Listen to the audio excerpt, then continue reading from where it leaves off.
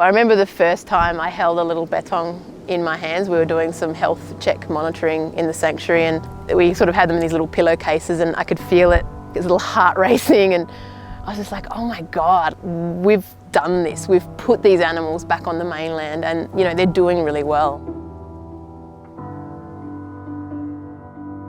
It's just shocking when you start to learn about the Australian environment and you realise that we have the worst rate of mammal extinction in the world.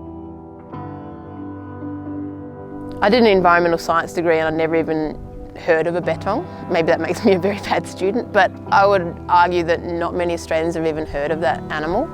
And that's just one of many, many native mammals that people aren't even aware of. And it's that lack of awareness that can then lead to these animals going extinct because no one really cares about them, there's no investment into protecting them and things like that. That for me, I guess, is what sort of helped direct sort of the last 5 years of my work in terms of trying to educate people and show them how amazing the Australian bush is.